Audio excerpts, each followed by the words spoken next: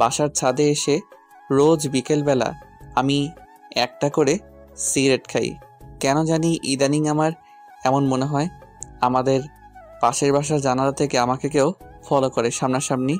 আমি কোনোদিন দেখিনি, কিন্তু আমি সবসময় বুঝতে পারি পাশের ফ্ল্যাটে জানালা থেকে আমাকে কেউ ফলো করে। কিন্তু আমার এসবে কিছু যায় আসে না। মানুষের যখন খুব কাছের কিছু হারিয়ে যায় তখন আর দূরের ছোটোখাটো বিষয়গুলো মানুষের চোখে পড়ে না। মীরা আমার জীবন থেকে চলে যাওয়ার পর আমার একমাত্র কাছের সঙ্গী হলো এই সিগারেটকে। আজকে খুব বৃষ্টি হচ্ছে, মীরার কথা মনে হচ্ছে খুব। কোনো একদিন হুট করে এমন এক বৃষ্টি মিশ্রিত সকালে মীরার সাথে পরিচয় হয়। কলেজে গিয়েছিলাম ওই দিন আমি খুব সকাল সকালে। হঠাৎ করে আমার বান্ধবীর সাথে একটা নতুন মেয়ে আসলো। ক্লাসে পরিচয় পর্বের শেষে জানতে পারলাম ওর নাম মীরা। আমাদের ক্লাসে নতুন ভর্তি হয়েছে ট্রান্সফার হয়ে। তখন আয়েশা বলল, মীরা শোন, রবিউল কিন্তু আমাদের ক্লাসের টপার। এই কথা শুনে মীরা আমার দিকে অদ্ভুতভাবে তাকালো। আমি সেই তাকানোর মানেটা বুঝতে পারলাম না। অল্প কিছুদিনের মাঝেই আমাদের খুব ভালো বন্ধুত্ব হয়ে গেল। এমন একটা অবস্থা, মীরা আমাকে ছাড়া কিছুই বোঝে না। মীরা আসার আগে আমি কখনোই কলেজ মিস দিতাম না, কিন্তু এখন মাঝে মাঝে কলেজ মীরাকে নিয়ে ফুচকা খেতে যেতে হয়। একদিন হুট করে মীরা আমাকে প্রপোজ করে ফেলে। আমিও বেশি না ভেবে রাজি হয়ে যাই। খুব ভালোই চলছিল আমাদের রিলেশন, কিন্তু সময় যতই গড়াতে লাগলো মীরার আধুনিক হওয়ার স্বভাব বেড়েই যাচ্ছিল। মীরা যে সমস্ত পোশাক পরতো আমার একদম পছন্দ না। এটা নিয়ে মাঝে মাঝেই ঝগড়া হতো। একটু ঝগড়া হলেই মীরা আমার সাথে আর যোগাযোগ করতো না। আমি আগে কল দিয়ে সবসময় সরি বলতাম। মীরার সাথে কথা হতো ফেসবুকের রিলেশনের শুরুতে। মীরার ফেসবুকের পাসওয়ার্ড আমার কাছে ছিল। আমাদের কলেজে একটা নতুন ছেলে ভর্তি হয়। ছেলেটার নাম সাগর। ছেলেটা কলেজে আসতো দামি বাইক নিয়ে। ছেলেটার সাথে মেয়েরা গায়ে পড়ে কথা বলা শুরু করে এবং মীরাও ব্যতিক্রম কিছু করলো না। ইদানিং মীরা আমার সাথে কলেজে একদম কথা বলে না। একদিন মীরা বলল, শোনো, আমি চাই না কলেজের সবাই আমাদের রিলেশনের বিষয়ে জানুক। তাই এখন থেকে আমি কলেজে তোমার থেকে দূরেই থাকতে চাই। আর তুমিও আমাকে এখন থেকে কলেজের ভেতরে ডাকাডাকি করবে না। আমি মীরার প্রতি খুব দুর্বল ছিলাম। প্রথম প্রেম তো একটু বেশি কাজ করতো আবেগ। আমিও কলেজ টাইমে মীরাকে কিছু বলতাম না। একদিন আমি একটু আগেই কলেজে গিয়েছিলাম। সাধারণত মীরা সবসময় আগেই কলেজে আসতো, কিন্তু আমি ক্লাস শুরু হওয়ার কিছুক্ষণ আগে যেতাম। ওই দিন কলেজে গিয়ে এমন কিছু দেখব তা কল্পনাও করতে পারি নাই। মীরা আর সাগর বকুলতলায় বসে বসে কথা বলছে। শুধু কথা বলছে বলে ভুল হবে, একজন হাসতে হাসতে আর একজনের গায়ের উপর পড়ছে। আমি কোনোভাবে এটা মানতে পারলাম না। সাথে সাথেই কলেজ থেকে চলে আসলাম। ভেতরটা আমার দুমড়ে মুচড়ে যাচ্ছে। মীরা কেমন করে সাগরের মতো ছেলের সাথে এভাবে কথা বলবে? কোনো ধরনের সম্পর্ক ছাড়া এভাবে কেউ কথা বলতে পারে না। তাই ভাবতে লাগলাম। রাতে মীরাকে মেসেজ দিলাম, কিন্তু রিপ্লাই দিচ্ছে না। কল দিলাম, কল ধরছে না। এভাবে কিছুক্ষণ কল দেওয়ার পর ফোন বন্ধ দেখাচ্ছে। আমার তো মাথায় কিছুই ঢুকছে না। কি হচ্ছে আমার সাথে? মীরা আমাকে ব্লক করে দিছে। কিছুক্ষণ ভেবে মীরার ফেসবুক আইডিটা আমি লগ ইন করতে গিয়ে বুঝতে পারলাম মীরা ওর আইডির পাসওয়ার্ডটা পাল্টে নিয়েছে। আমি কোনোভাবেই আর মীরার সাথে যোগাযোগ করতে পারলাম না। পরের দিন কলেজে গিয়ে আমি মীরার সাথে কথা বলার চেষ্টা করলাম। তখন মীরা যা বলল তা সারা জীবন মনে থাকবে। আমার তোমার প্রতি কোনো ফিলিংস কাজ করে না। আমার তোমার সাথে আর থাকা সম্ভব না। তাই আমি আমাদের সম্পর্কটা এখানে শেষ করতে চাচ্ছি। আজ থেকে তুমি তোমার মতো, আমি আমার মতো। মীরার কথা শুনে আমার না চাইতেও চোখের কোণে জল এসে পড়ল। ওর কথাগুলো শুনে আমি ওর হাত ধরতে গেলে উল্টো ভালোবাসার প্রতিদান হিসেবে ওই একটা থাপ্পড়ে আমি হুঁশে ফিরলাম। আমি বুঝে গেলাম মীরার হৃদয়ে আমার স্থান কোথায়। 4 মাস পর, ওই দিনের পর তেমন কলেজ যাই না। আর ওই দিন থেকে আমার নতুন সঙ্গী হয়েছে সিগারেট। কিছুদিন পর দাদা অসুস্থ, তাই আম্মু আব্বু তাকে দেখতে যাবে। তাই আব্বু আম্মুকে স্টেশন থেকে রেলে তুলে দিয়ে বাসায় ফিরলাম। সন্ধ্যার পর পর হুট করে বাসার দরজায় কে যেন নক করলো। এই অসময় কে আসলো আবার? আব্বু আম্মু তো চলে গেছে, এমন কেউ তো নেই যে আসবে। দরজা খুলতে আমি পুরো হা হয়ে গেলাম। এত মৌ আপু, আমাদের পুরো এলাকার ক্রাশ। আমার থেকে 1 বছরের সিনিয়র, যেরকম রাগের সেরকম সুন্দরী। আমি তো হা করে তাকিয়ে আছি আপুর দিকে। আপু বলল, এই কি রে, তুই হা করে তাকিয়ে আছিস কেন? মুখটা বন্ধ কর, না হলে মশা ঢুকবে গাধা। আর তুই এত বেয়াদব কবে থেকে হলি? আমি আবার বেয়াদব হলাম কবে? তো কাউকে দরজায় দাঁড় করিয়ে রাখাটা কোন ধরনের আদব? সরি আপু, আসো ভেতরে আসো। আসলে তুমি অসময়ে আমার বাসার দরজায়, তো তাই আমি একটু চমকে গিয়েছি। তো কেমন চলছে তোর দিনকাল? ভালোই চলছে। তোমার কি অবস্থা বলো আপু? আমার আর অবস্থা, দিনে 16 ঘন্টায় বই আর বই, বইয়ের দিকে তাকিয়ে থাকতে থাকতে চোখ বেচারা এখন আর একলা চলতে চায় না। সঙ্গী হিসেবে চশমাকে বেছে নিয়েছে। জানিসই তো, মেডিকেলে একটু বেশি ইচ্ছা। হুম। তোকে তো আমাদের বাসায় গিয়ে খেয়ে আসতে বলা হয়েছিল, কিন্তু তুই গেলি না। বাসায় কি করছিস? আসলে আপু আমার তেমন ক্ষুধা লাগেনি। থাক থাক, আর মিথ্যা বলতে হবে না, তোকে আমি খুব ভালো করেই চিনি। তুই যে লজ্জা কুমার। এই নে নে, এই খাবারগুলো এনেছি, তুই খেয়ে নে। তুমি কষ্ট করে কেন আনতে গেলে খাবার আপু? আর আপু তুমি যে হোস্টেল থেকে বাসায় আসছো আমি তো সেটাই জানি না। আমার কথা কেন জানবে তুমি? তোমার তো জানার অনেক কিছু আছে। হোস্টেলের পরিবেশ খারাপ হওয়ার জন্য আমি 7 দিন পরেই বাসায় চলে আসছি। বাসা থেকে স্কুটি দিয়েই ক্লাস করি। সেটাও তো 1 বছর হয়ে আসলো। আর তুই কিনা বলছিস আমি বাসায় কবে আসছি? আচ্ছা, এবার তুই খেয়ে নে। আপু তুমি চলে যাও, আমি পরে খেয়ে নেব। না না না না না, তোকে আমার জানা আছে। তুই এখনই খেয়ে নে, আমি টিফিন বাটি নিয়ে যাব। তারপর আমি খাওয়া শুরু করলাম। খাওয়ার সময় নানা ধরনের প্রশ্ন করছিল আপু। আচ্ছা, তোকে একটা কথা বলি। বলো। তোর প্রতিদিন কয়টা করে সিগারেট লাগে? আপুর কথা শুনে আমি এত লজ্জা পাচ্ছিলাম যে আমার মুখ দিয়ে কোনো কথা বের হচ্ছিল না। আমি কিছু না বলে চুপ করে আছি। আরে বলে দে। আসলে আপু মাঝে মাঝে 2-1টা খাই। তুমি প্লিজ বাসায় এসব বলো না। সেটা পরে দেখা যাবে, এখন আমি যাই। খাবার খাওয়া শেষে আপু টিফিন বাটি নিয়ে চলে গেল। শুয়ে শুয়ে ফোনে টুকটাক লেখালেখি করছিলাম, এমন সময় আমার ফোনের পরিচিত টোনটা বেজে উঠল। স্ক্রিনে তাকিয়ে দেখি মৌ আপুর নাম্বার। আমি আপুর নাম্বারটা সেভ করেছিলাম সেই 2 বছর আগে। এই 2 বছরে না কল এসেছে আপুর থেকে, না আমি কোনোদিন কল করেছি। এমনকি আপুর কাছে যে আমার নাম্বার আছে এটাই আমি বিশ্বাস করতে পারছি না। কাপা কাপা হাতে ফোনটা রিসিভ করে কানে রাখতেই, কিরে, ফোন রিসিভ করতে এত সময় লাগে? আসলে আপু আমি ফোন থেকে একটু দূরে ছিলাম। থাক থাক, তোর আর মিথ্যা বলতে হবে না। আমি বুঝি না আপু, আমি মিথ্যা বলতে গেলে কেমনে ধরে ফেলে। তুই এখন যেই অবস্থায় আছিস ওই অবস্থায় আমার বাসার নিচে চলে আয়। কেন? এই, তোর কাছে কোনো কিছু শুনতে চাইছি? তুই চলে আয়, 5 মিনিট সময় দিলাম। এত রাত করে কি দরকার? আমি যেমন ছিলাম লুঙ্গি আর টি শার্ট পরেই মৌ আপুদের বাসার নিচে গেলাম। কিছুক্ষণ পরে আপু নিচে আসলো। আমার কেমন যেন লাগছিল। আমি সাধারণত লুঙ্গি পরে রাস্তায় বের হই না। আপু তো আমাকে দেখে হাসি শুরু করে দিল। আপুর হাসি দেখে আমার আর বোঝার বাকি রইল না যে আপু আমার লুঙ্গি পরার জন্য হাসছে। হাসছো কেন আপু? আমি কিন্তু চলে যাব তাহলে। তুমি তো বললে আমি যেমন আছি তেমন করে আসতে, আর বলে 5 মিনিটের মাঝে আসতে। তো আমি কেমনে করে এই অল্প সময় আবার কাপড় পাল্টে আসতাম? আর দেরি করে আসলেই তো বলতে যে বড়দের কথা রাখি না, বেয়াদব হয়েছি। ও রে রে, থাক বাবু, তুমি আর রাগ করো না। আপু আমাকে একদম বাবু বলবা না, আমি এখন ছোট না। থাক থাক, আর বলবো না বাবু। আপু এখন কিন্তু আমি চলে যাব। এই, তোর কিন্তু সাহস অনেক বেড়ে গেছে। এখন একটা রিক্সা নিয়ে আয়। এত রাত করে রিক্সা কই পাবো? আমার কিছু অ্যাসাইনমেন্ট কালকে জমা দিতে হবে, আর সেগুলো আমার এক বান্ধবীর বাসা থেকে আনতে হবে। মহা ঝামেলায় পড়ে গেলাম তো। আপু এই রাত করে রিক্সা পাওয়া পসিবল না। তুমি তোমার স্কুটিটা বের করো। যাক, তোর মাথা থেকে জীবনে প্রথম ভালো কোনো আইডিয়া বের হলো। তুই দাঁড়া, আমি 1 মিনিটে স্কুটিটা বের করে নিয়ে আসি। কিছুক্ষণ পর আপু স্কুটিটা নিয়ে বের হলো। আপু একটা কথা বলি? বল। আমি ড্রাইভ করি। আচ্ছা, এনে ধর। সত্যি বলতে আমি জীবনে কখনো কোনো লেডি বাইকের পেছনে বসিনি, আর বসতেও চাই না। মেয়ে মানুষের ড্রাইভিংয়ে আমি কমফোর্ট ফিল করি না। আমি ড্রাইভ করছি, আপু আমার পেছনে বসে আছে। এলাকা থেকে বের হওয়ার সময় মোড়ের টং দোকানে এলাকার উঠতি বসে ছেলেদের চোখ আমাদের এড়ালো না, সবাই হা করে তাকিয়েছিল। কিছুক্ষণ পর আপুর বান্ধবীর বাসার সামনে এসে উপস্থিত হলাম আমরা। আপু আমাকে বাইরে দাঁড় করে রেখে চলে গেল তার বান্ধবীর বাসায়।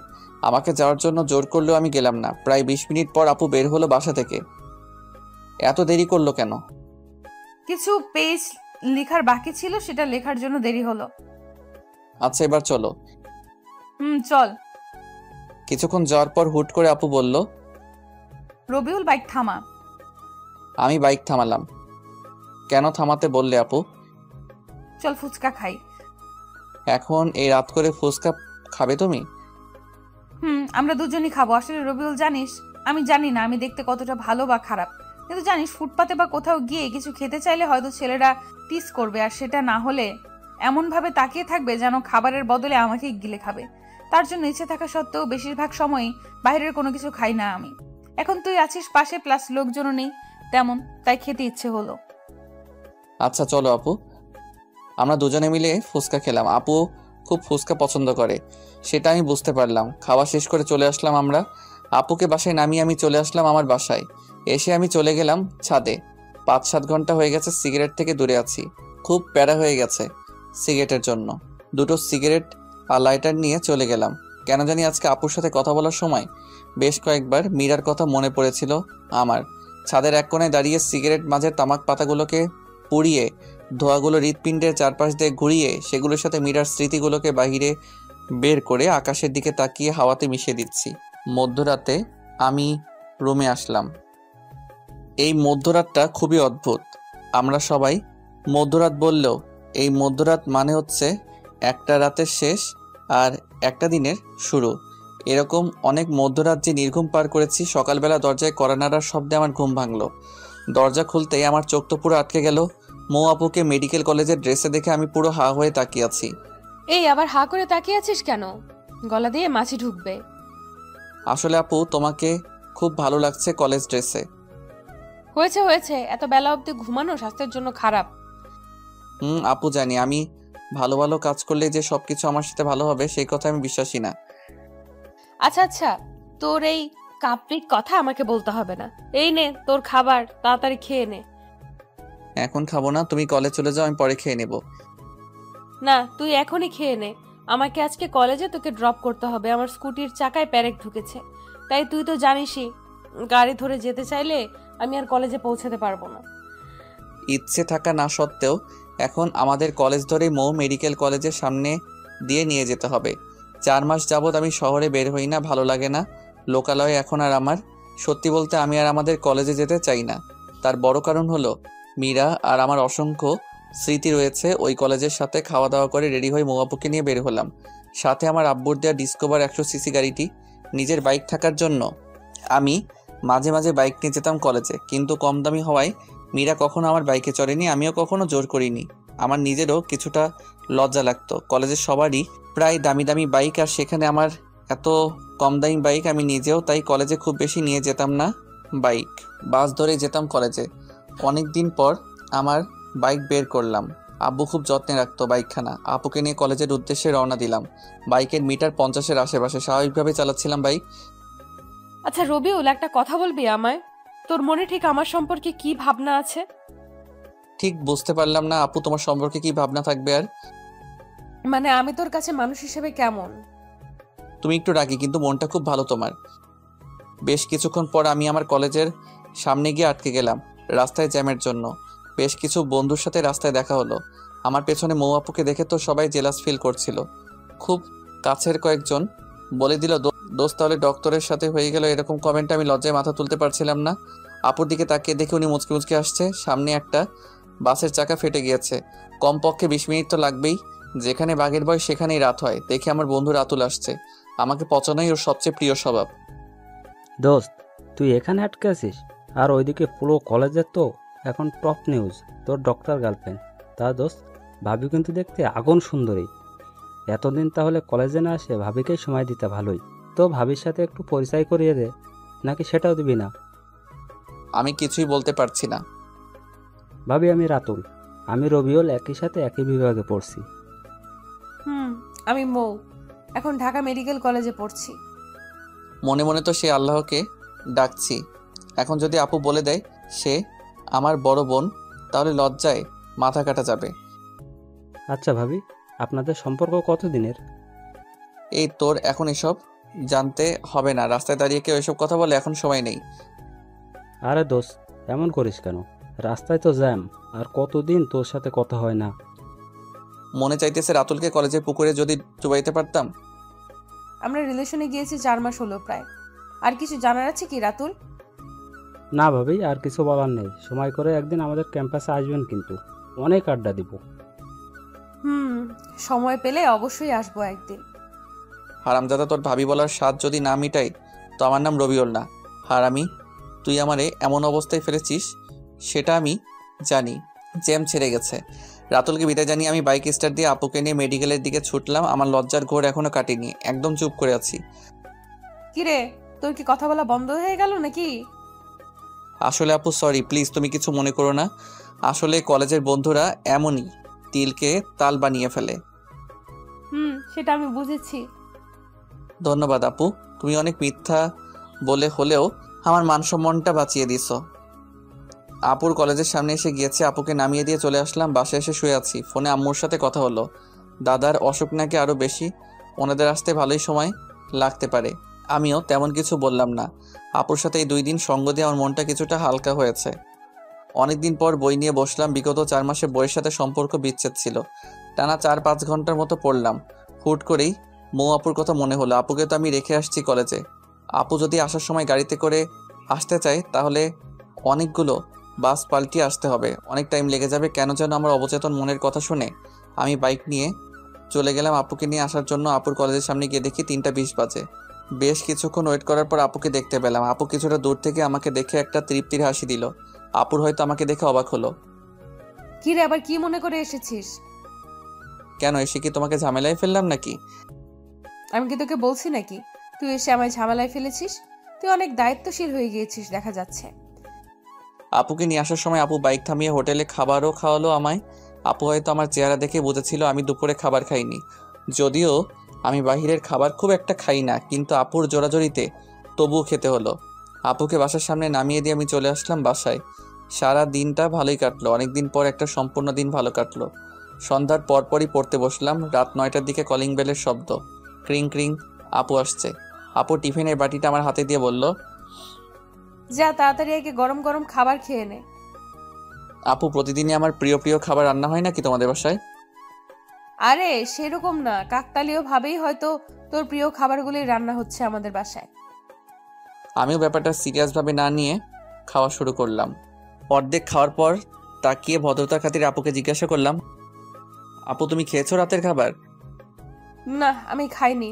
আমি একটু লেট করেই খাই রাতের খাবার। বলো কি, তোমাকে বসিয়ে রেখে আমি খেয়ে যাচ্ছি? এত খাবার আমি এমনিতেও খেতে পারবো না, আসো দুজনে মিলে খাই। না, তুই খেয়ে নে। কি হবে খেলে? ছোটকালে তো অনেকবার দুজন মিলে খেয়েছি আমরা। বাহ, তোর দেখি ছোটবেলার কথাও মনে আছে। তো মনে না থাকার কি আছে? আমার সবকিছুই ভালোভাবে মনে আছে ছোটকালের। আসো আপু, আমি তোমাকে খাওয়াই দেই। আপু না করলো না, এগিয়ে আসলো আমার দিকে। আমি আপুকে খাওয়াই দিলাম। যদিও আমি আমার লাইফে কাউকে কখনো খাইয়ে দেইনি, তাই আমার একটু কষ্ট হচ্ছিল। আপু সেটা ঠিকই বুঝতে পারলো। রবিউল, তোর বউটা খুব ভাগ্যবতী হবে, দেখিস তোকে অনেক ভালোবাসবে। আপুর কথা শুনে লজ্জা পেলাম আমি খুব। খাওয়া শেষ করে আমি আর আপু আরও বেশ কিছুক্ষণ গল্প করলাম। গল্প করতে করতে ঘড়ির দিকে তাকিয়ে দেখে 11টা বেজে গিয়েছে। আপু অনেক রাত হয়ে গিয়েছে, চলো তোমাকে তোমার বাসায় দিয়ে আসি। আপুকে বাসায় দিয়ে পর্যন্ত পৌঁছে দিতে গিয়ে কাকা কাকির সাথে দেখা হলো। কেমন আছো রবিউল তুমি? ভালো আছি, আপনারা কেমন আছেন? এই তো বাবা, আছি ভালোই। তুমি একদমই তো ভুলে গিয়েছো আমাদের। ছোটকালে সারাদিন থাকতে ময়ের সাথে, এখন বড় হয়ে বছরে একবারও আসতে পারো না। আমরা তো তোমাকে নিজের ছেলের মতনই দেখি। আসলে কাকি তেমন না, পড়াশোনার চাপে আমি বাসা ছেড়ে খুব কম বের হই। আর বোঝাতে হবে না, আজকে রাতে এখানেই থাকো। বাসায় তো কেউ নেই, আর বাসায় যেতে হবে না। এমন ভাই বললো কাকি, আমি না করেও কাজ হলো না। একটু ফ্রেশ হয়ে শুয়ে পড়লাম। ঘুম ঘুম ভাব হতেই আপু আসলো রুমে। কিরে, তুই দরজা না লাগিয়ে ঘুমিয়েছিস? দরজা লাগানোর কথা মনে ছিল না? তো কি মনে করে তুমি এই রুমে? কিছু মনে করো না, দেখতে আসলাম তোর ঘুম হচ্ছে কিনা। এই রুমে মশারিও নেই, তাই কয়েল নিয়ে আসলাম। ধন্যবাদ আপু, অল্প অল্প মশাই কামড়াচ্ছে। মৌ আপু মুখ ধুয়ে আসছে, কানের পাশটায় বিন্দু বিন্দু পানি গড়িয়ে পড়ছে। আমি লুকিয়ে দেখতে লাগলাম আপুর দিকে, কিন্তু যা হবার তাই হলো। আপুর চোখে ধরা খেলাম। কিরে, তুই হা করে কি দেখছিস? আমি আমতা আমতা করে বললাম, কই কিছু না। খুব চালাক হয়েছিস তাই না? বলে আপু মাথায় দিল একটা থাপ্পড়। মোটেও চালাক না আমি, আপু খুব বোকাশোকা ছেলে আমি। গল্প করতে করতে একসময় আপু সোফাতেই ঘুমিয়ে পড়লো। আমি কয়েকবার ডাক দেওয়ার পরও ঘুম ভাঙলো না। খুব ইনোসেন্ট লাগছিল আপুকে। আমি আর আপুর ঘুম ভাঙাতে পারলাম না। একটা চাদর দিয়ে দিলাম আপুর উপর দিয়ে। আমিও বিছানায় শুয়েছিলাম। কখন যে ঘুমিয়ে গিয়েছি জানিই না। খুব ভোরবেলাতে আপুর ডাকে ঘুম ভাঙলো। এই তাড়াতাড়ি উঠে পড়, আর এই নে তোর জন্য চা এনেছি। কাপটা হাতে নিতে ঘুম ঘুম চোখে একটা চুমুক দিতে চোখ থেকে সকল ঘুম নিমিষেই উধাও। আপু খুব সুন্দর হয়েছে। চা কে বানিয়েছে? চা কে আর বানাবে, আমিই বানিয়েছি। তুমি এত ভালো করে চা বানাতে পারো? এই তোকে মিথ্যা সান্ত্বনা দিতে হবে না। তাড়াতাড়ি চা খেয়ে নিয়ে ফ্রেশ হয়ে খাওয়ার টেবিলে আয়। আমি চাটা অনেক সময় নিয়ে খেলাম। ফ্রেশ হয়ে চলে গেলাম খাবার টেবিলে। টুকটাক কথা হলো কাকা কাকির সাথে। তোদের রান্না কি খেতে পারছো বাবা? কাকি খুব ভালো হয়েছে রান্না। ওই রান্না করছে কয়েকদিন যাবত, তাই জিজ্ঞাসা করলাম আর কি। তাই নাকি? খাওয়া দাওয়া শেষ করে আমি জিনিয়াপুর থেকে বিদায় নিয়ে বাসায় চলে আসলাম। 9টার দিকে আপুর কল আসলো। আসসালামু আলাইকুম আপু। ওয়ালাইকুম সালাম। কি করছিস? বসে আছি। আমাকে একটু কলেজে রেখে আসবি? আমার স্কুটি তো ঠিক করা হয়নি। আজকে আমার 11:30 থেকে ক্লাস। আচ্ছা, একসাথেই যাবনি। ওকে, তুই যখন বের হবি তখন আমায় কল দিস, তাহলেই হবে। আচ্ছা আপু। কিছুক্ষণ পর রেডি হয়ে বাইক নিয়ে চলে গেলাম আপুর বাসার নিচে। কল দিয়ে আপুকে আসতে বললাম। কিছুক্ষণ পরে আপু এসে উপস্থিত হলো। তারপর আপুকে নিয়ে রওনা দিলাম। মনে মনে গান গাইতে ইচ্ছে করছিল। এই পথ যদি শেষ না হয় তবে আপু কেমন হবে তুমি বলো তো? হ্যাঁ, বাকিটা তো আর মনে নাই। মনে না থাকাই ভালো। আপু এই গান শুনলে চলন্ত বাইকে আমার গলা টিপে ধরবে। আমি ক্লাস 7-এ পড়ি, আপু পড়তো 8-এ। আপুর সাথেই আমি স্কুলে যেতাম। ছোটবেলাতে আপু আর আমি সবসময় একসাথে স্কুলে যেতাম। হাই স্কুল জীবন থেকে আপুর পিছনে এলাকার বিভিন্ন ছেলেরা ঘুরতো। আমাদের এলাকার সিনিয়র এক ভাই ছিল। ভাই টুকটাক পলিটিক্স করতো। এলাকায় খুব প্রভাব ছিল, তার জন্য সবাই ভয় পেত কম বেশি। ভাইয়ার নাম ছিল আকাশ। উনি আপুকে ওই সময় খুব পছন্দ করত। প্রতিদিনই স্কুলে যাওয়া আর আসার সময় আপুর জন্য রাস্তায় দাঁড়িয়ে থাকতো। এভাবে 6 মাস চলে যায়। বেচারা ভাইয়ার জন্য ওই ছোট বয়সে আমারই মায়া জন্মে গিয়েছিল। একদিন সাহস করে আপুকে প্রপোজ করে ভাইয়া। আপু সরাসরি কোনো ভনিতা না করে জানিয়ে দেয় আপু কোনো রিলেশনশিপে যেতে পারবে না। কিন্তু ভাইয়া তবুও হাল না ছেড়ে আপুকে ফলো করত। একদিন আবারও কথা বলার জন্য আপুকে ডাক দেয়। আপু ওই দিন না দাঁড়িয়ে হাঁটা শুরু করতে গেলে ভাইয়া আপুকে থামানোর জন্য আপুর হাত ধরার চেষ্টা করে। আর সাথে সাথে আপু দাঁড়িয়ে স্যান্ডেল খুলে আকাশ ভাইয়ার গালে বিদ্যুৎ গতিতে 5-7 বার জুতা দিয়ে মারলো। পরে এই বিষয়টা এত ভাইরাল হয় যে আকাশ ভাইয়ার লজ্জায় এলাকা ছেড়ে প্রবাসে পাড়ি জমায়। আমার কলেজের সামনে এসে আমি বাইক থামালাম। আপু তুমি একটু এখানেই দাঁড়াও, আমার কলেজে একটু কাজ আছে, তা শেষ করে আসছি। আচ্ছা। কলেজে এসেছি আমাদের ডিপার্টমেন্ট প্রধান সালাম স্যারের সাথে দেখা করতে। ক্লাস টপার হওয়ার জন্য স্যার আমাকে খুব আদর করতো আর শাসনও করতো খুব। মীরার বিষয়টা জানার পর স্যার নিজে আমাকে কলেজে আসতে মানা করেছিল। কারণ স্যার খুব ভালো করেই জানতো কলেজে আসলেই মীরা আর সাগরকে একসাথে দেখে আমার অবস্থা দিন দিন খারাপই হতো। সত্যি বলতে ক্যাম্পাসের সবাই জানতো কম বেশি ভালোবাসায় কতটা সিরিয়াস ছিলাম।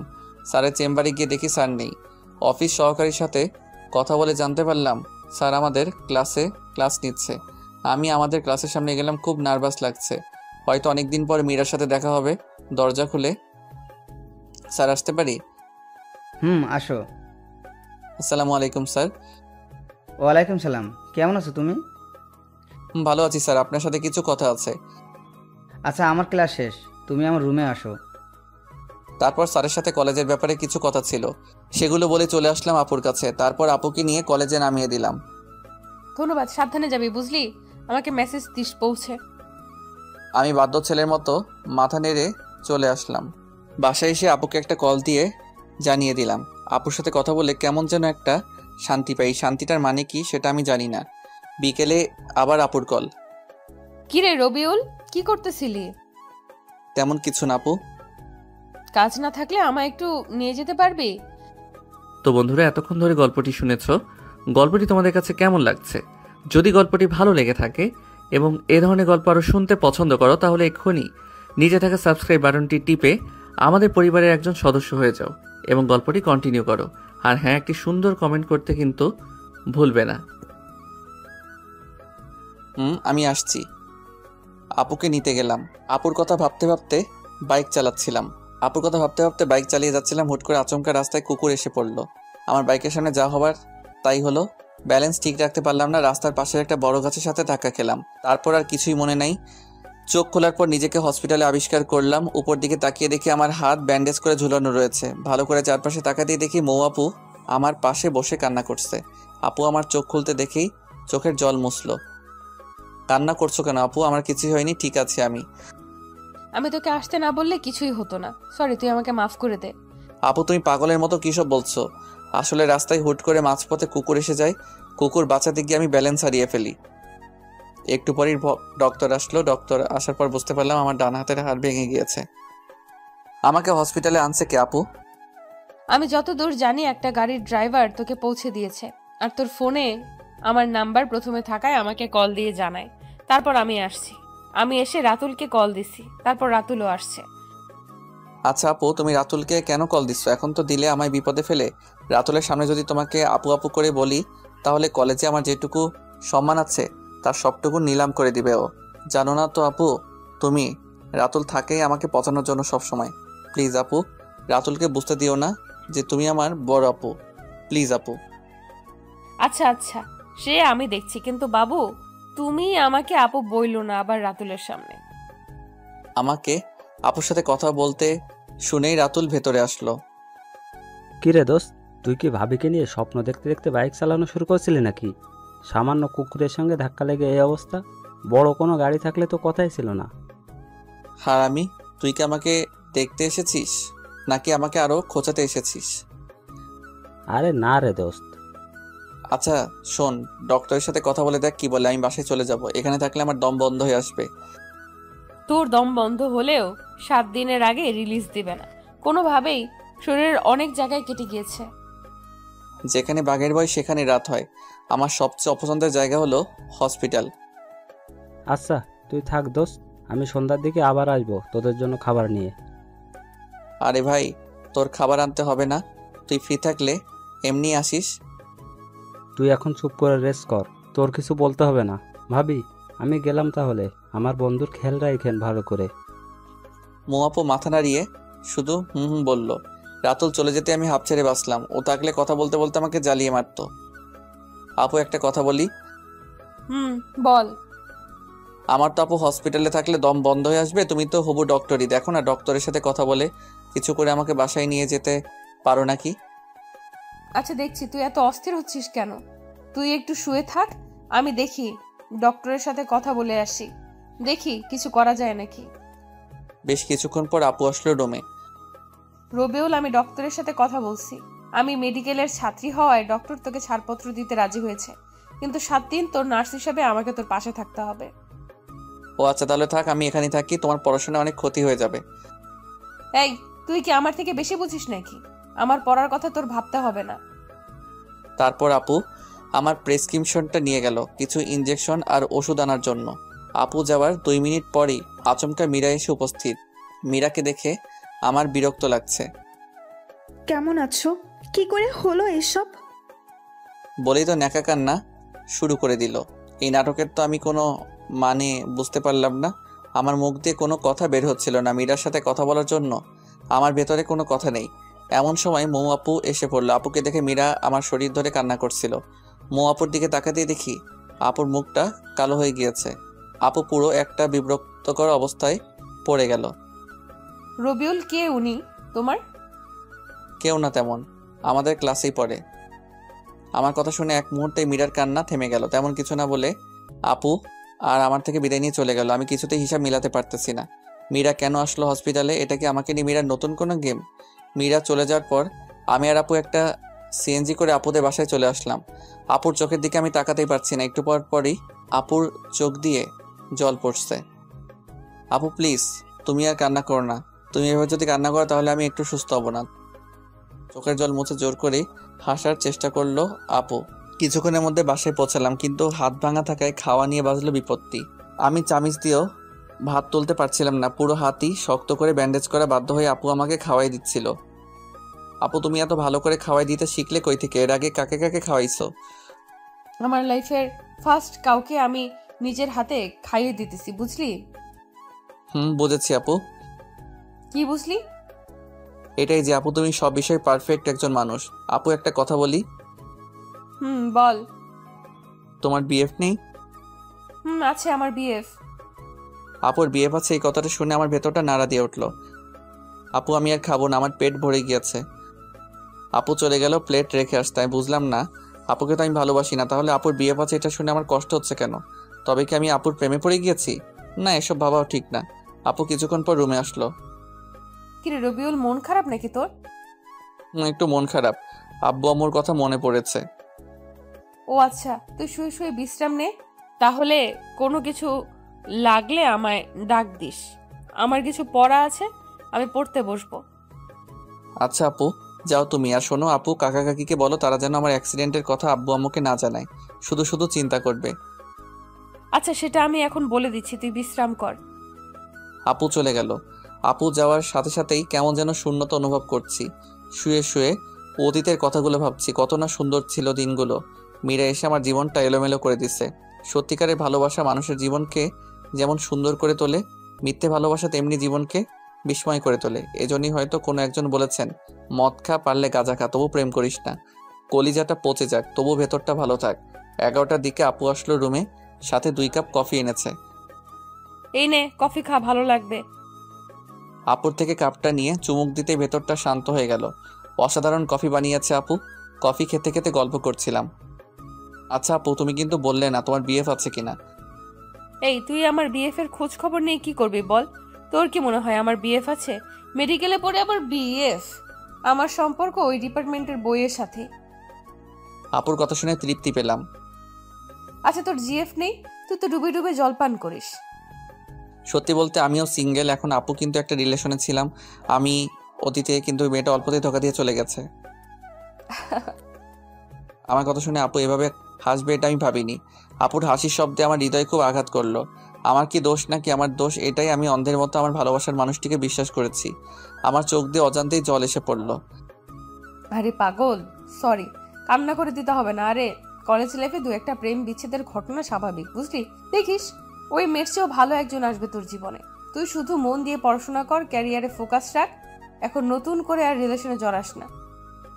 আর বেশ কিছুক্ষণ গল্প করে আপু আমাকে গুড নাইট জানিয়ে চলে গেল। আমিও ঘুমিয়ে পড়লাম। আপু চলে যাওয়ার পর বেশ কিছুক্ষণ আপুকে মিস করলাম। ধীরে ধীরে আপুর সাথে ক্লোজ হয়ে যাচ্ছি। খুব ভালো লাগে আপুর সঙ্গ। এখন আমার আপুর সাথে যতক্ষণ থাকি একবারের জন্য মীরার কথা মনে হয় না আমার। পরের দিন সকালে কাকি আর মৌ আপু ঝগড়া হচ্ছিল। আমি অবশ্য ঝগড়ার কারণ বুঝতে পারলাম না, শুধু বুঝতে পারলাম আপু যেন কি নিয়ে কাকির সাথে তর্ক করছিল। ভদ্রতার জন্য আমি রুমে ছিলাম চুপচাপ। আপু আমাকে সকালে খাবার খাইয়ে দিয়ে চলে গেল কলেজে। তেমন কোনো কথা বলল না আপু। আমি ভালো করে বুঝতে পারলাম আপুর মন খারাপ। আমিও তাই কিছু জিজ্ঞাসা করলাম না। শুধু মন খারাপ হলে এক কথা, আপুকে দেখে স্পষ্ট বোঝা যাচ্ছে অনেক রেগেও আছে আপু। আপু চলে গেল কলেজে। আপু চলে যাওয়ার পর কাকির সাথে কথা বলে বুঝতে পারলাম মৌ আপুর বিয়ের কথা চলছে। বিয়ের অনেক আগে থেকেই ঠিক প্রায়, কিন্তু আপুর জন্য হয়নি। এসএসসি থেকে কাকা কাকি জোর করছে বিয়ের জন্য, কিন্তু আপু পড়াশোনার অজুহাত দেখিয়ে 3 বছর যাবৎ বিয়েটা আটকে রেখেছে। যে ছেলের সাথে বিয়ে ঠিক সে আপুর খালাতো ভাই, আমেরিকান প্রবাসী। বিয়ের পর হয়তো আপুকেও সাথে করে নিয়ে যাবে। আপুকে আমেরিকার একটা মেডিকেলে ভর্তির ব্যবস্থা করে দিবে। কাকির সাথে কথা বলে আমার ভেতর থেকে যেন শক্তি হারিয়ে গেল। আপুর সংস্পর্শে এসে আমি অনেকটা স্বাভাবিক জীবনে ফিরেছি। আর আপুকে এত তাড়াতাড়ি হারিয়ে ফেলবো এটা আমি কল্পনাও করিনি। সারাটা দিনই রুমে শুয়েছিলাম। ঘুমানোর অনেক চেষ্টা করলেও মোটেও ঘুমাতে পারলাম না।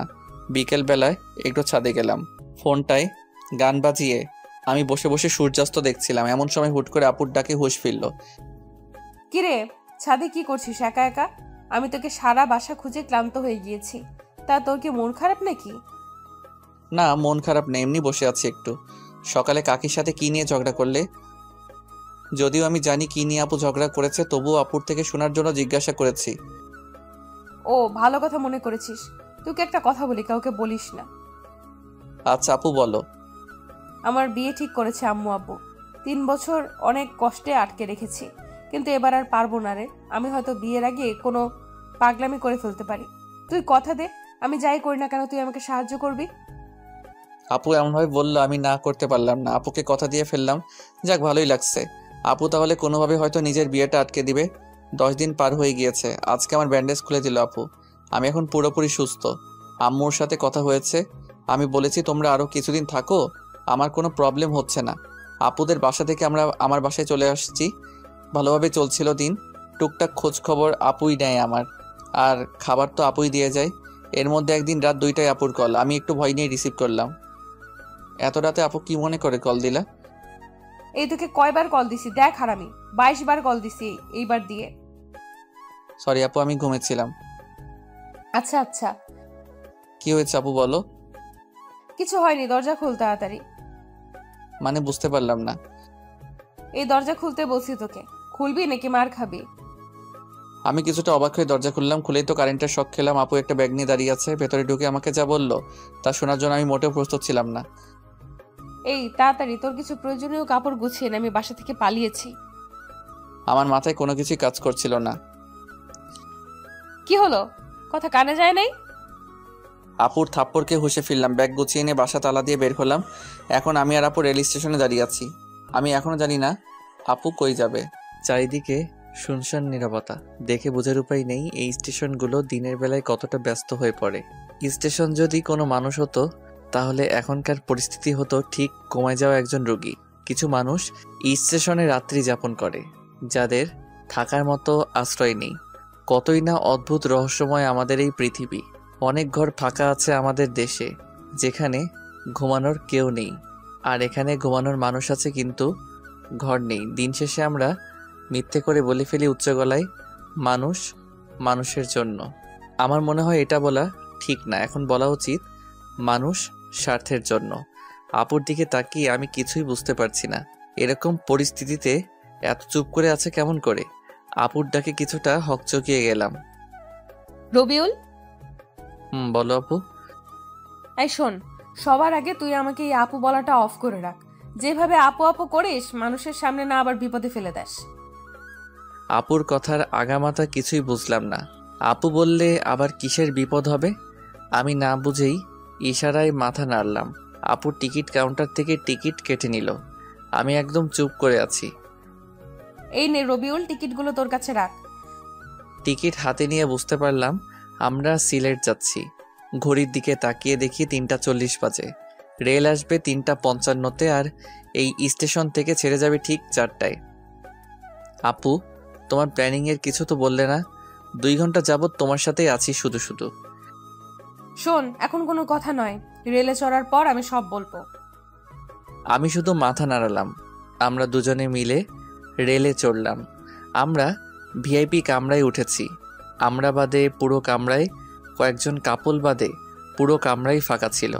একটা হুইসেল দিয়ে চালু হলো রেল। রেল চালু হতেই আপু মনে হয় হাত ছেড়ে বাঁচল। আচ্ছা আপু, এখন বলো তোমার পুরো প্ল্যান কি?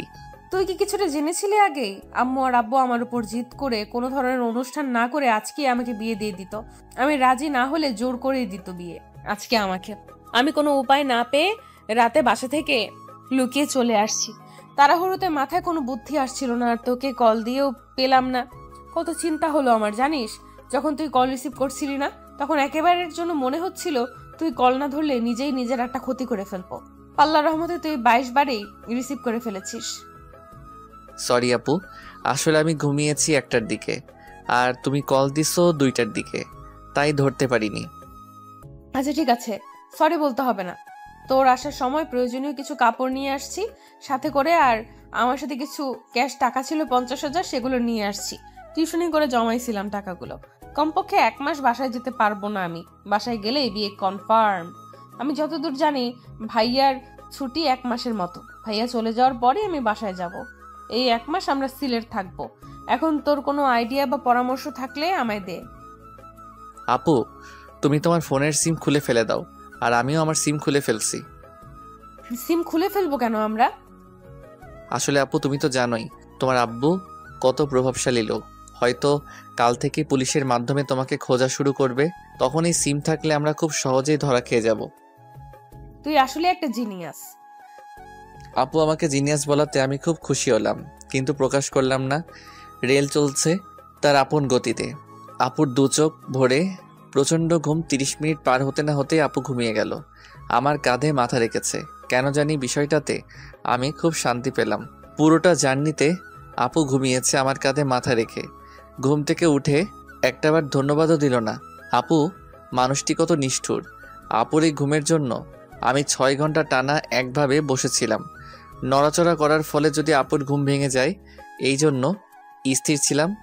10টার দিকে আমরা সিলেট শহরে নামলাম। ঢাকার মতো এত ব্যস্ত না সিলেট নগরী। অনেক পরিষ্কার পরিচ্ছন্ন, দেখেই মনটা ভালো লাগলো। অনেকদিন যাবৎ ঢাকার ধুলোবালি, জ্যাম আর গাড়ির হর্নে জীবনটা একটা জেলখানা হয়ে গিয়েছিল। অনেকদিন পর মুক্ত লাগছিল নিজেকে। আপু শোনো, আমরা আপাতত কারোর সাথে যোগাযোগ করব না, কারণ আমাদের পরিচিত কারোর সাথে যোগাযোগ করলে পুলিশ সেই সূত্রের মাধ্যমে আমাদের ঠিক বের করে ফেলবে। আচ্ছা করবো না, এখন প্লিজ চল কোনো হোটেলে, আমার খুব ক্ষুধা লেগেছে। চলো। আমি আর আপু একটা হোটেলে গিয়ে কিছু খাবার খেয়ে নিলাম। খাওয়া দাওয়া করে আমরা কিছু হোটেলে যোগাযোগ করলাম থাকার জায়গার ব্যবস্থা করার জন্য, কিন্তু কোনোভাবেই সেটা পারলাম না ব্যবস্থা করতে। হোটেলে স্বামী স্ত্রী ব্যতীত এলাও না। পুরো বিপদে পড়ে গেলাম। চুপ করে বসে আছি আমি আর আপু একটা গাছের পাশে। আমার খুব চিন্তা লাগছিল, রাত হলেই বিপদ বেড়ে যাবে। এর মাঝে আমি আর আপু স্বামী স্ত্রীর পরিচয়ে বাসাও ভাড়া করতে চেষ্টা করছি, কিন্তু হয়নি সেই চেষ্টা সফল। সবারই এক কথা, বিয়ের ডকুমেন্ট ছাড়া কিংবা কারো রেফারেন্স ছাড়া বাসা ভাড়া দেওয়া হবে না। হুট করে আপু বলে উঠল, পেয়ে গিয়েছি আইডিয়া, চল তাড়াতাড়ি। কোথায় যাব? কিছু না বলেই বলছো যেতে। কাজী অফিস যাব আমরা। এখন বিয়ে করে নেব, তারপর একটা বাসা ভাড়া নেব। এত ঝামেলায় যেতে পারবো না। কি মেরে, আল্লাহ সামান্য বাসা ভাড়া নেওয়ার জন্য বিয়ে করে নিবে? তুমি এই বাসা ভাড়া নেওয়ার জন্য এখন বিয়ে করবে? কেন, তুই কি ভয় পাচ্ছিস নাকি? ঢাকায় গিয়ে আমি তোকে ডিভোর্স দিয়ে দিব, কেউ জানবেও না। বিয়ের কথা শুনে অবাক হলেও কিছুটা ভালো লাগলেও ডিভোর্স শব্দটা শুনে কেমন যেন শূন্যতা অনুভব করলাম। ভয় পাওয়ার কি আছে, তুমি যা ভালো মনে করো। চল। একটা রিক্সা করে কাজী অফিসে গেলাম আমরা। কিছু ঝামেলা ছিল সাক্ষীর, কিন্তু টাকা কিছু বেশি দেওয়াতে সব ঠিকঠাকই হলো। সব কাজ শেষ করে আমরা বিয়ের ডকুমেন্ট নিয়ে একটা বাসাও ভাড়া করে নিলাম। বাড়িওয়ালা দুজন বৃদ্ধ আর বৃদ্ধা। আমাদের বিয়ে কতদিন যাবৎ হয়েছে জিজ্ঞাসা করলো আপু। বুদ্ধি করে কিছু মিথ্যা লাগিয়ে বলল, আমরা লুকিয়ে বিয়ে করেছি আজকেই। আর কিছু ইমোশনাল কথা বলাতে বাড়িওয়ালা রাজি হয়ে গেল। আমরা অগ্রিম মাসের ভাড়া দিয়ে রুমে উঠলাম। তখন বাড়িওয়ালা ভদ্রলোক বলল, আর শোনো বাবারা, এই রুমে আগে দুজন থাকতো, 6 মাসে থাকার পর বাসা ভাড়া না দিয়ে চলে যায়, কিন্তু যাওয়ার সময় সব রেখে যায়। তোমরা এগুলো ব্যবহার করতে পারো। যাক, খুব ভালো হলো। বিছানা থেকে শুরু করে রান্নার প্রয়োজনীয় সবই আছে। মেঘনা চাইতেই জল।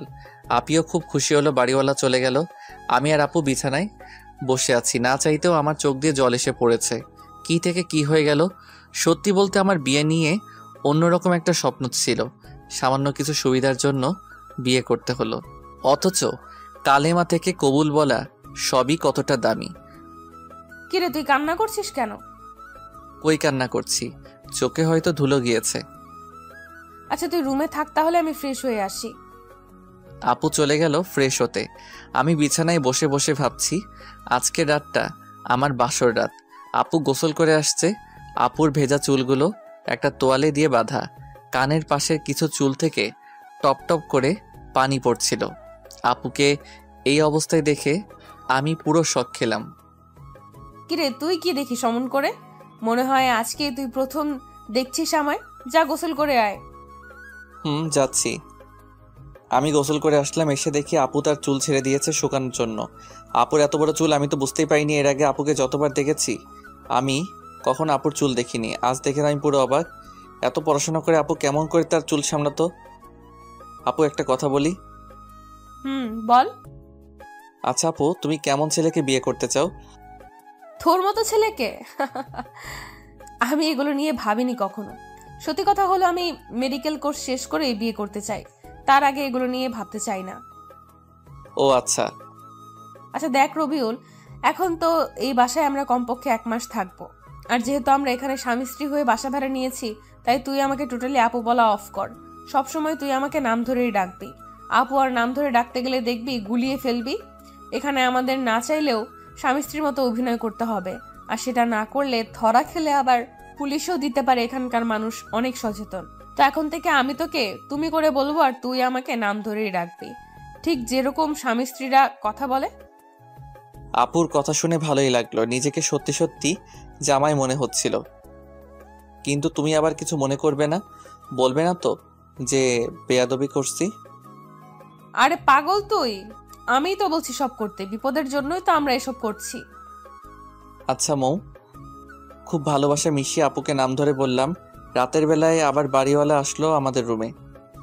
তোমাদের নামই তো ভালো করে জানা হলো না। আন্টি, আমার নাম রবিউল আর ওর নাম মৌ। ও আচ্ছা, তোমাদের খুব ভালো মানিয়েছে, কিন্তু দোয়া করি তোমরা অনেক সুখী হও। এই যে তোমাদের জন্য রাতের খাবার নিয়ে আসছি। এখন তো আর কিছু রান্নাও করতে পারবে না, আর হোটেলও বাসা থেকে অনেক দূরে। তোমরা দুজন মিলে খাবার খেয়ে নিও, আমি আসি তাহলে।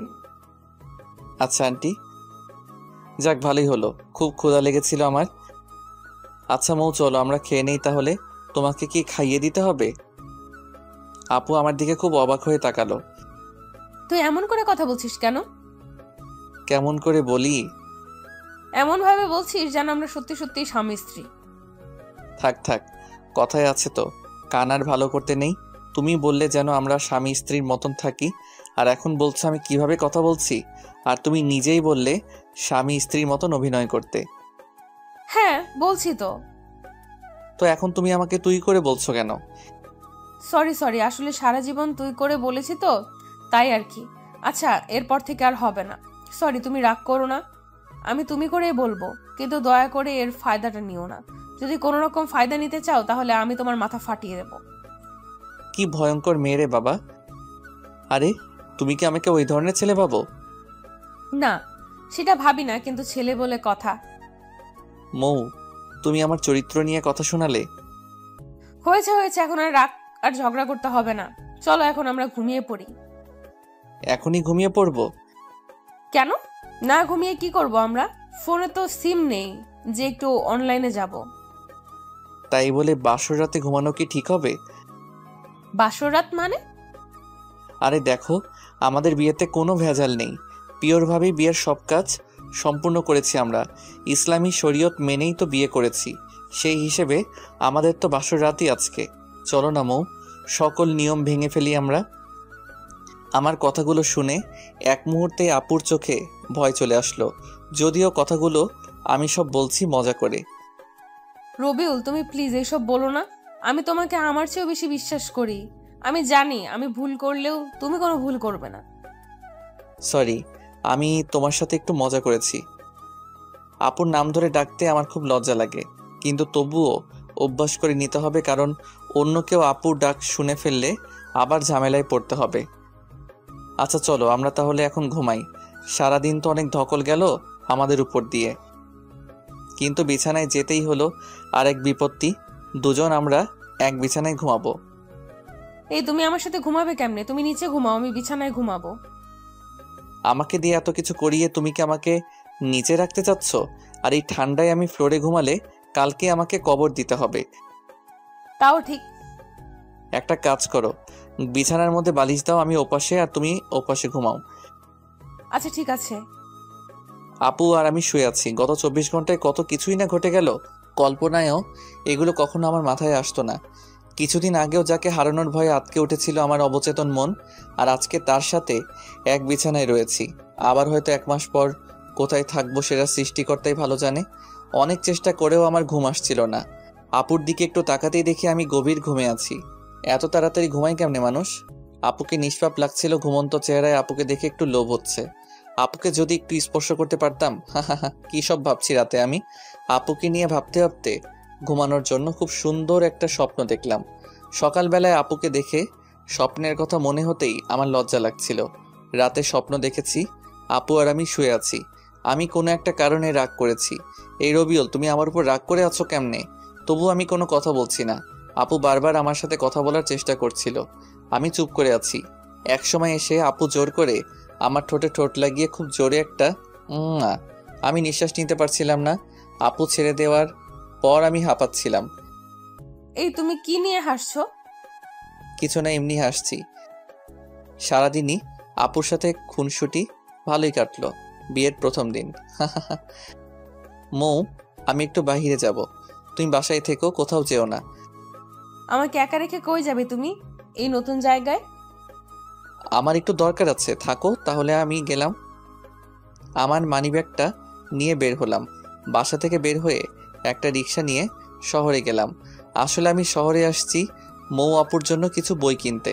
আমি চাই না এই 1 মাসে আপুর পড়াশোনার ক্ষতি হোক, তাই দেখি কিছু বই ম্যানেজ করা যায় নাকি। আসার সময় লুকিয়ে আপুর কলেজের কার্ডটা নিয়ে আসছি। আপুর কার্ডে সব লেখা ছিল। আমার বই খোঁজার জন্য বেশি কষ্ট হলো না। মেডিকেল কলেজের একটা লাইব্রেরি থেকে আপুর সেমিস্টারের সব বই কিনে নিলাম। সব মিলিয়ে 3000 টাকার বই কিনলাম। ভালোই সময় লেগে গেল বই কিনতে কিনতে। বাসায় ফিরতেই আপু এমনভাবে দরজা খুলে দিল যেন খুব মিস করছিল। এত দেরি করতে হবে তোমার? যদি সত্যি তোমার বউ হতাম, একা রেখে এত সময় বাহিরে এইভাবে থাকতে পারতে? জানো কতটা চিন্তা হচ্ছিল আমার। সরি, তোমার জন্য ছোট্ট একটা সারপ্রাইজ আছে বলে মৌয়ের হাতে বইয়ের প্যাকেটটা দিলাম।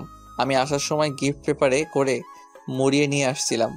বইগুলো গিফট পেপার খুলে আপু খুশিতে চিৎকার করে এসে আমায় জড়িয়ে ধরলো। আমি তো পুরা শকড। কয়েক সেকেন্ড পর আপু আমায় ছেড়ে দিয়ে, সরি, আমি উত্তেজনায় তোমায় জড়িয়ে ধরে ফেলেছি। বইগুলোকে খুব মিস করছিলাম আমি। জানো, তুমি 1 মাসে কমপক্ষে 450 ঘন্টা পড়তে হবে। অনেক পিছিয়ে পড়তাম বইগুলো না পেলে। অনেক অনেক ধন্যবাদ তোমায়। আপুর খুশিতে মনটা ভরে গেল। প্রিয়জনের জন্য কিছু করতে পারাটা বেশি কিছু না, শুধু একটা চেষ্টার। এভাবে কিছুদিন চলে গেল। আপুর সাথে সম্পর্কটা অনেক বন্ধুত্বে রূপ নিয়েছে। খুব ভালো বোঝাপড়া আমাদের মধ্যে। এখন আর আপুকে আপু বলতে ভালো লাগে না, নাম ধরে ডাকতে বেশি ভালো লাগে। বন্ধুত্বে নাম ধরে ডাকে সবাই, আর আমরাও এটাই করেছি। সিলেট এসেছি 20 দিন হলো। এর মাঝে আমি আমার আম্মুকে কল দিয়ে বলেছি সবকিছু। আম্মু প্রথমে রাগ করলেও পরে বুঝিয়ে বলার পর শান্ত হয়েছে। তোমার ভাবতে অবাক লাগে না? কি ভাবতে অবাক লাগবে? তুমি আমায় একটা সময় কিংবা 20 দিন আগেও শুধু আপু আপু করতে, আর এখন তুমি আমার সবচেয়ে ভালো বন্ধু হয়ে গিয়েছো। জানো, আমার ভাবতেই অবাক লাগে। আমি কখনো ভাবিনি তোমাকে তুমি করে বলে আমি এত প্রশান্তি পাবো। জানো, এখন আমার মনে হয় আমি বাদেও আমার একটা মানুষ আছে যে আমার পাশে আছে। আমার মনে হয় আমি নিজের কাছে যতটা সেফ, আমিও তোমার কাছে ততটাই সেফ। আমি চাই রবিউল, তুমি আমার বন্ধু হয়ে সারাটা জীবন আমার পাশে থাকবে। কথা দাও। মৌ, তুমি কি পাগল হয়ে গেলে নাকি? আমি তোমার সাথেই আছি। কথা দাও তবুও তুমি। মৌ আপু একদম আগের মতো নেই। আমার সাথে এমনভাবে পাগলামি করে যেন আপু একদম ছোট হয়ে গিয়েছে। কথা দিচ্ছি, তোমার সাথে আমি ততদিনই থাকবো যতদিন তুমি আমাকে তোমার সাথে রাখবে। এই, তুমি এরকম ফিলোসফিক্যাল কথা বলো কেন? সোজাভাবে বলতে পারো না? থাকবো তোমার সাথেই। তুমি যখন থাকবে না তখন তো আর চাইলেও আমি থাকতে পারবো না। কেন? আমি কই যাব? তুমি তো আর সারা জীবন এরকম থাকবে না। একদিন বিয়ে করে পাড়ি জমাবে অন্যের শহরে, তখন চাইলেও আর তোমার পাশে থাকা হবে না। মৌ একেবারে চুপ হয়ে গেল। আমিও কিছু না বলে রুমের বাহিরে চলে আসলাম। অজান্তেই চোখের কোণে জল এসে গিয়েছে। মৌ আমার সাথে আছে, এটা সত্য, আর একদিন অন্যের সাথে থাকবে, সেটা বাস্তবতা। বাস্তবতা সবসময় কঠিন, যেটা না চাইলেও আমাদের মানতে হবে। বেশ কিছুক্ষণ রুমের বাইরে থাকার পর রুমে গেলাম। গিয়ে দেখি মৌ বসে বসে পড়ছে। মেডিকেলের ছাত্রীরা এতটা পড়ে সেটা মৌকে না দেখলে বিশ্বাসই হতো না। মৌয়ের মতো মনোবল সবারই থাকা উচিত। এত বিপদের সময়ও নিজের স্বপ্ন থেকে একটু পিছুপা হয়নি। আচ্ছা, আমিও তো পড়াশোনা করছি, আমারও তো স্বপ্ন আছে, তেমনই হয়তো মৌয়েরও কোনো স্বপ্ন আছে। মৌ, আমার ঘুম পেয়েছে, আমি ঘুমাবো। তুমি পড়া শেষ করে রাতের খাবার খেয়ে নিও। কেন, তুমি খাবে না? আমার ক্ষুধা নেই, তুমি খেয়ে নিও। তুমি না খেলে আমিও খাবো না। কেন পাগলামি করো বলো? পাগলামি করো না। তুমি না খেলে আমিও খাবো না, সোজা বলে দিলাম। আচ্ছা তুমি পড়ো তাহলে, আমি একটু শুয়ে থাকি। তুমি খাওয়ার সময় আমাকে ডেকে নিও। ঘুমিয়ে গিয়েছিলাম, মৌয়ের ডাকে আপুর ঘুম ভাঙলো। ওই রবিউল, ওঠো, যাও ফ্রেশ হয়ে আসো, আমি খাবার দিতেছি। আমি না খেলে চলে না, আমার খুব ঘুম পেয়েছে, প্লিজ। এই, তুমি উঠবে নাকি আমি পানি ঢেলে দিব? উঠছি। ইচ্ছে না থাকা সত্ত্বেও ফ্রেশ হয়ে আসলাম। মৌ খুব ভালো রান্না করতে পারে। প্রথম কয়েকদিন আমি হোটেলে থেকে খাবার আনলেও পরে মৌ বুঝতে পারে যে আমি বাইরের খাবার খেতে পারি না। তারপর থেকে মৌ রান্না করে। খাওয়া দাওয়া শেষ করে আমি আর মৌ একসাথে ঘুমিয়ে পড়লাম। সকালে মৌয়ের ডাকে ঘুম ভাঙলো। রবিউল, ওঠো, ফ্রেশ হয়ে আসো, আজকে কিছু কেনাকাটা করতে হবে আমার। আমি ফ্রেশ হয়ে আসলাম। তারপর নাস্তা করে রিকশায় করে আমি আর মৌ মার্কেটে যাচ্ছি। হুট করে রিকশাওয়ালা মামা বলে উঠল, একখান কথা কই, কিছু মনে করবেন না তো? বলো মামা, মনে করবো কেন? আপনাদের তো এই এলাকায় আগে দেখিনি। আপনারা কি নতুন আসছেন এই এলাকায়? মামা, আমরা নতুন আসছি। আচ্ছা মামা, আপনারা কি নতুন বিয়ে করছেন তাই না? কিন্তু কেন? না, এমনিই জিজ্ঞেস করলাম। আপনাদের খুব ভালো মানিয়েছে। রিক্সাওয়ালার কথা শুনে মৌয়ের মুখটা লজ্জায় লাল হয়ে গেল। একটা শপিং মলের সামনে আমরা দুজন নেমে পড়লাম। কিছু কাপড় কিনলো মৌ, সাথে আমাকে দুটো টি শার্টও কিনে দিল। কেনাকাটা শেষ করে বাসায় ফিরছিলাম, কিন্তু হুট করে মৌ রিক্সা থামাতে বলল, চলো চা খাবো। সিলেটে এসে যদি এখানকার চাই না খাই তাহলে সিলেট থাকাটাই বৃথা। যদিও আমি চা খাই না, তারপরও দুজন মিলে স্পেশাল চা খেয়ে নিলাম। তারপর দুজন কিছুক্ষণ ঘুরে বাসায় চলে আসলাম। বাসায় এসে আমার মাথা ঘোরাচ্ছিল, আমি শুয়ে পড়লাম। মৌ ফ্রেশ হয়ে পড়তে শুরু করলো। এই মেয়েটা কি পড়া বাদে কিছু বোঝে না? আমার তো মুড হতেই 30 মিনিট লাগে পড়তে বসার সময়, আর মৌ সুইচের মতো অন অফ হয়ে যায়। যখন মন চায় পড়ার মুড অন হয়ে যায়। দেখতে দেখতে চলেই গেল 1 মাস। আজকে 1 মাস পূর্ণ হয়ে গেল আমার আর মৌয়ের সিলেট আসার। শহর থেকে আমি আজকে একটা সিম কিনে এনেছি। আজ 1 মাস পর ফোনে সিম ভরছি। ফোন কাস্টমাইজ করে ডাটা অন করে ফেসবুকে লগ ইন করলাম। আম্মুকে কল দিলাম। আসসালামু আলাইকুম আম্মু। ওয়ালাইকুম আসসালাম। কেমন আছো আম্মু তোমরা? এই তো বাবা, আমরা ভালোই আছি। তোরা কেমন আছিস? আজকে সাগরের পরিবারের সবাই আমেরিকায় চলে গেল। সাথে মৌয়ের সাথে সাগরের বিয়েও ভেঙে দিয়েছে। বলো কি আম্মু, তাহলে তো আমরা কালকে চলে আসবো। কতদিন তোমাদের দেখি না। আচ্ছা বাবা, সাবধানে থাকিস। আর শোন বাবা, মৌয়ের বাবা কিন্তু খুব রেগে আছে। আচ্ছা আম্মু, সেটা নিয়ে চিন্তা করতে হবে না। মৌই ওর বাসা সামলাবে। তারপর ফোন কেটে দিলাম। মৌ, শুনছো তুমি? হ্যাঁ বলো, ডাকছো কেন? একটা গুড নিউজ আছে। কি নিউজ শুনি? তোমার সাগর ভাইয়ের পরিবারের সবাই আমেরিকা চলে গিয়েছে, আর যাওয়ার আগে তোমার আর সাগরের বিয়েও ভেঙে দিয়েছে। মৌ শুনেই তো খুশিতে চিৎকার দিয়ে এসে আমায় জড়িয়ে ধরলো। কয়েক সেকেন্ড পর, সরি রবিউল, কিছু মনে করিস না। খুশিতে আমার মাথাটাই ঠিকভাবে কাজ করেনি। চল সবকিছু গুছিয়ে নেই, আমরা কালকেই ঢাকা চলে যাব। সবকিছু গুছিয়ে নিলাম। কোনো রকম ভাবে রাতটা পার করেই সকালবেলা বাড়িওয়ালা কাকা কাকির থেকে বিদায় নিয়ে বের হয়ে পড়লাম। আমি আর মৌ দাঁড়িয়ে আছি স্টেশনে। প্রচন্ড শব্দ আর ভিড়। কোনো রকম ভাবে আমি দুটো টিকিট কিনে নিলাম।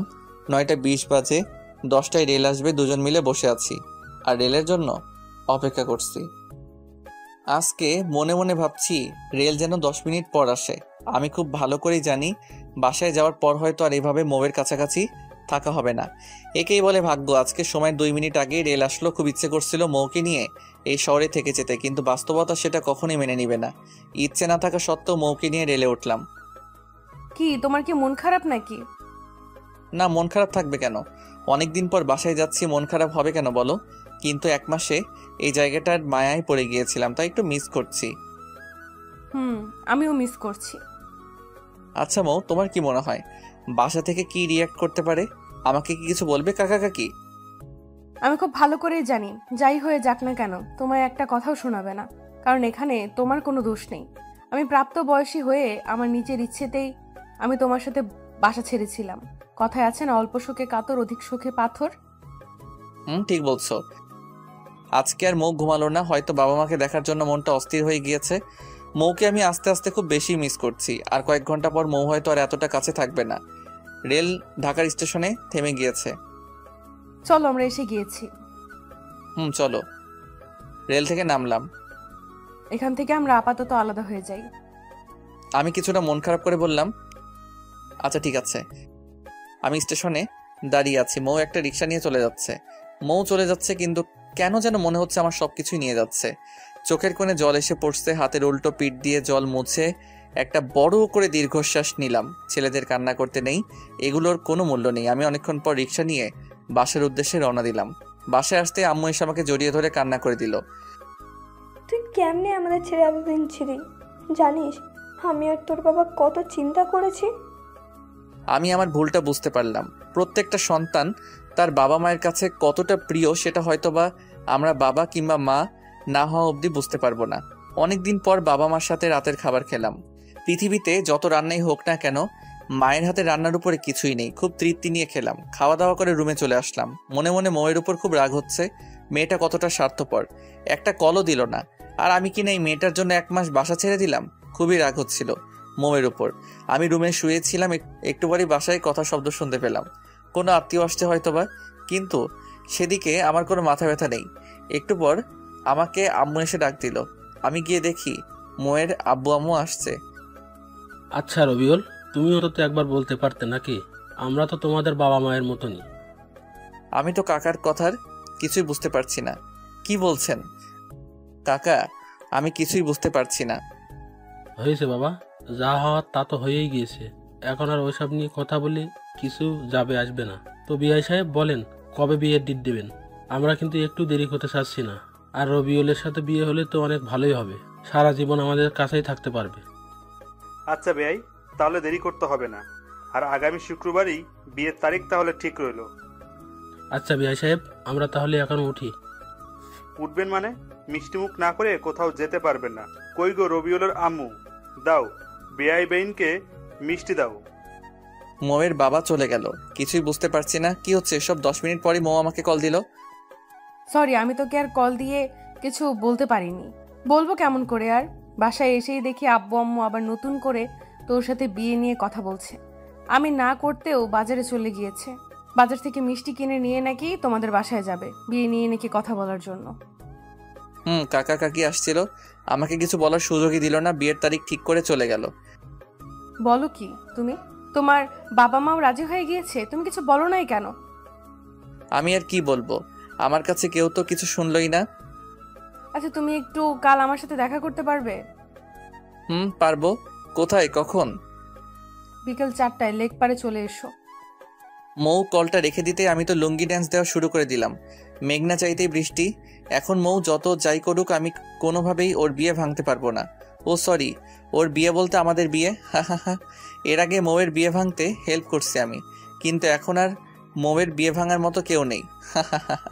খুব ভালো লাগছে, তবু একটু ভয় আছে, কারণ মৌয়ের মাথায় যে বুদ্ধি, কালকে কিছু একটা আবার উল্টাপাল্টা বুদ্ধি বের করতে পারে। সত্যি কথা হলো যে আমি ভালোবাসি, মৌকে ভালোবাসি, খুব ভালোবেসে ফেলেছি। যেদিন মৌকে বিয়ে করেছিলাম সিলেট থাকাকালীন, আমি সেদিন থেকে আমি আর মৌকে আপুর চোখে দেখিনি। আমি মনে প্রাণে মৌকে বউ হিসেবে সম্মান করেছি, ভালোবেসেছি, কিন্তু মৌকে কখনো বলিনি কিংবা বুঝতেও দেয়নি। বাসা আসার পর হয়তো ভেবেছিলাম মৌকে হারিয়ে ফেলবো, কিন্তু দিন শেষে আমরা যতই চেষ্টা করি না কেন, উপরে একজন আছেন, সে যখন দিবেন তখন আর কিছুই লাগবে না। পরের দিন বিকেলে গেলাম মৌয়ের সাথে দেখা করার জন্য। যাওয়ার সময় মৌয়ের কিনে দেওয়া পাঞ্জাবি পরে গেলাম। লেক পাড়ে গিয়ে দেখি মৌ আগে এসে উপস্থিত। মৌ আজকে একটা সাদা রঙের ড্রেস পরে আসছে, খুব মানিয়েছে মৌকে ড্রেসটাই। কেমন আছো? আমার আর ভালো থাকা, তুমি তো দেখছোই একটার পর একটা বিপদ ছাড়ছে না আমাকে। একটা ভালো আইডিয়া দাও তুমি, তাহলে কি করব আমি এখন? একটা কথা বলি তোমাকে, তুমি যদি রাগ না করো। আচ্ছা বলো, রাগ করব না। না, কথা দাও রাগ করবে না। আর সাথে যা বলার তুমি আমার কথা পুরোটা শোনার পর বলবে। বলো। দেখো, বিয়ে তো একদিন তোমার কিংবা আমার করা লাগবেই। আর আমি তো ছেলে হিসেবে খারাপ না, তো তুমি চাইলে আমাকেই বিয়ে করে ফেলো। বিয়ে করার পর তো কাকা কাকি তোমাকে আর প্রেশার দিতে পারবে না। আর জুনিয়র বর পাওয়া অনেকটা ভাগ্যের। তোমার কথা বলা শেষ? বলা শেষ। থাকো তুমি তোমার আইডিয়া নিয়ে। তোমার থেকে এই আইডিয়া অন্তত আশা করিনি। আর আমি তোমাকে কখনোই স্বামী হিসেবে মানতে পারবো না। রাগ দেখিয়ে চলে গেল। যতই রাগ করো মৌ, এখন আর কোনো উপায় নেই। বউ হিসেবে তুমি শুধু আমারই হবে। রাতে মৌয়ের কল দিয়েছো কেন? তখন তো কিছু না বলে রাগ দেখিয়ে চলে আসলে। আমি কি বিপদে নেই? আমিও তো বিপদেই আছি। বিপদে মাথা গরম করে কিছুই হয় না, উল্টো আরো পরিস্থিতি খারাপ হয়ে যায়। আমি একটা আইডিয়াই তো দিয়েছিলাম, তুমি ভালো কিংবা খারাপ কিছু একটা বলতে পারতে, আর সেটা না করে রাগ দেখিয়ে চলে আসলে। তুমি আর আমি হয়তো ঠিক ছিলাম, আমরা 1 মাস এক বিছানায় থেকেও দুজনকে স্পর্শ পর্যন্ত করিনি, কিন্তু সমাজ এটা মানবে না। দিন শেষে আমরাও সমাজের নিকট দায়বদ্ধ। এখন যদি আমাদের বিয়েটা না হয়, তাহলে কাকা কাকি আর আমার বাবা মা স্বাভাবিকভাবে এলাকায় বসবাস করতে পারবে না। এক একজন এক এক রকমের কথা শোনাবে। তখন তাদের অবস্থাটা কি হবে তুমি বুঝতে পারছো কি? চুপ করে আছে মৌ। বেশ কিছুক্ষণ পর মৌ বলল, আচ্ছা তবুও কি কোনো আইডিয়া নেই তোমার কাছে? এখন আমাদের জন্য চুপচাপ সব মেনে নেওয়াটাই ভালো হবে। পরে না হয় পরিস্থিতি স্বাভাবিক হলে তখন যে কোনো কিছু করা যাবে। আচ্ছা ঠিক আছে, তুমি খাওয়া দাওয়া করছো কি? না খাইনি, একটু পর খাবো। আচ্ছা একটা কথা বলো তো মৌ, বলো। তুমি কি আমাকে মিস করছো না একটু? মিস করার কি আছে? তুমি তো আর মারা যাওনি কিংবা চলে যাওনি কোথাও, তাহলে মিস করার কি আছে? মিস করার কি আছে বলেই কলটা কেটে দিলাম মৌ। এমন করে কেমনে বললো বুঝলাম না। একটা মাস থাকলাম আমরা একসাথে, এক মাস তো একটা মানুষ যদি একটা বিড়ালকে সময় দেয়, তাকেও যদি দুদিন সময় দিতে না পারে, তাহলে সেই মানুষটা সেই বিড়ালকে মিস করবে, এটা স্বাভাবিক নাকি? মিস করেও মিথ্যা বললো মৌ। যাক, এসব ভেবে মাথা নষ্ট করার দরকার নেই। রাতুলকে একটা কল দিলাম। দোস্ত কেমন আছিস? এই তো ভালোই আছি। তুই কি এই গ্রহে আছিস? আমি তো শুনলাম তুই মঙ্গল গ্রহে চলে গেছিস। শোন, মজা নেওয়া বাদ দে, এখন কাজের কথায় আয়। বল। একটা সুখবর আছে। সুখবর? কি সুখবর? আগামী শুক্রবার আমার আর মৌয়ের বিয়ে। কি বলিস মামা, তুই যে খবর শোনালি আমার তো এখনই নাচতে মন চাচ্ছে। বাসায় অনেক কাজ করতে হবে, আমার তো তেমন কোনো কাজই নেই, তাই তুই কালকে চলে আয়, আব্বু তোকে আসতে বলেছে। আচ্ছা, আমি কালকেই আসতেছি। দেখতে দেখতে শুক্রবার এসে গেল। আমার খুব লজ্জা লাগছে, কেন যেন নিজেকে খুব স্পেশাল লাগছিল। কত আয়োজন, কত সাজ, সব আমারই জন্য। সময় যেন থেমে যাচ্ছে, একদম যাচ্ছে না। এর মাঝে মৌয়ের সাথে কয়েক দফা কথা হয়েছে। অনেক বোঝানোর পরও একই কথা, আমাকে বিয়ে করলেও স্বামী হিসেবে মানতে পারবে না। যাই হোক, বিয়ে হয়ে গেলে আমার ভালোবাসা ওকে নিজের করে নিব। মৌ আবার পালাতে চেয়েছিল, তাতে বুঝতে পারছি সুখ আর শোক একসাথে পেতে চলেছি। সব আয়োজন শেষ করে দ্বিতীয়বারের মতো কবুল বলছি। মনে মনে খুব হাসছি। দুবার বিয়ে করে ফেললাম মৌকে। এতক্ষণ মৌকে আমি দেখতে পারিনি, এখন আমার পাশে মৌকে আনা হয়েছে। বিয়ের সাথে মৌকে এত ভালো লাগছে যে সেটা আমি লিখে বা বলে প্রকাশ করতে পারবো না। বিয়ের সব কাজ শেষ করে এখন ফেরার পালা। মৌ এমন ভাবে কান্না শুরু করে দিল, আমি তো পুরো ভ্যাবাচেকা খেয়ে গেলাম। সত্যি বলতে বিয়েটা, মেয়েদের কান্না করাটা স্বাভাবিক, কিন্তু মৌয়ের চোখে কেন যেন আমি জল মানতে পারছি না। কারণ মৌ তো আর সত্যি সত্যি মন থেকে আমাকে স্বামী হিসেবে মেনে বিয়ে করছে না। তাহলে এরকম করে কান্না করার মানে কি? আবার এমনও হতে পারে মানুষের চাপে কান্না করছে, না হলে আবার লোকে কথা বলবে যে কেমন মেয়ে দেখো, বিয়ের দিনে একটু কান্না করছে না। কান্না করতে করতে আমাদের বাসায় চলে আসলাম। আমার রুমে আসতেই তো আমি পুরো চমকে গেলাম। এত ফুল আর এত সুন্দর করে সাজানো হয়েছে, যেটা আমার কল্পনাতেও ছিল না। পুরো ঘরটায় রজনীগন্ধা আর গোলাপের ঘ্রাণে ভরে উঠেছে। বাসা ভর্তি মেহমান। রাত 11টা অবধি মৌয়ের কাছেই যেতে পারলাম না, আমার আত্মীয়রা মৌকে ঘিরে রেখেছে। 11টায় আস্তে আস্তে সবাই চলে গেল। রাতুল আমাকে এক প্রকার ধাক্কা দিয়ে ঘরে ঢুকিয়ে দিল। বিশেষ দ্রষ্টব্য, গল্পের সিজন 2 আসছে খুব শীঘ্রই।